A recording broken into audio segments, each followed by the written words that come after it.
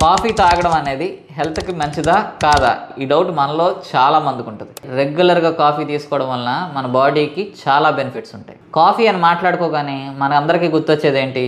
పాలు, పంచదార, డికాషన్. కానీ మనం మాట్లాడుకుంటున్న బెనిఫిట్స్ అన్నీ కూడా బ్లాక్ కాఫీ గురించి. అంటే ఓన్లీ డికాషన్, దాంట్లో పంచదార ఉండదు, పాలు ఉండవు. రోజుకి 2-3 సార్లు కనుక బ్లాక్ కాఫీ తీసుకోగలిగితే మన బాడీలో లివర్ హెల్త్ ఇంప్రూవ్ అవుతూ వస్తుంది, కొలెస్ట్రాల్స్ బెటర్ అవుతాయి, హార్ట్ హెల్త్ బెటర్ అవుతూ వస్తుంది, బ్రెయిన్ ఫంక్షనింగ్ కూడా బెటర్ అవుతుంది.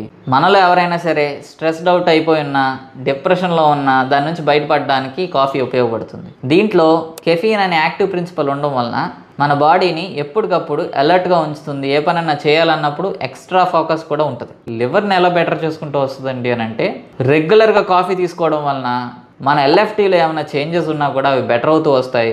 రీసెర్చ్ బేస్డ్గా చెప్తున్నది ఏంటనంటే, ఫ్యాటీ లివర్ ఉన్న వాళ్ళలో కూడా బ్లాక్ కాఫీ రోజుకి 2-3 సార్లు తీసుకోగలిగితే నార్మలైజ్ అవ్వడానికి ఛాన్సెస్ ఉన్నాయి. ఫ్యామిలీ హిస్టరీలో హార్ట్ కంప్లైంట్స్ ఉన్న వాళ్ళు ఎవరైనా సరే బ్లాక్ కాఫీలు తాగగలుగుతుంటే రిస్క్ని కొంతవరకు తగ్గించుకుంటూ రాగలుగుతాం.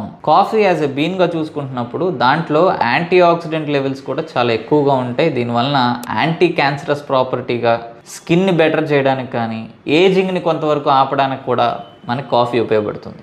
బ్లాక్ కాఫీ తీసుకోవడం వలన మనం ఎవరైనా సరే ఎక్సర్సైజ్ చేస్తున్నా, ఎనర్జీ సరిపోవట్లేదు అనిపించిన ప్రీ వర్కౌట్ కింద కూడా ఎక్స్ట్రాడినరీగా ఉపయోగపడుతుందండి.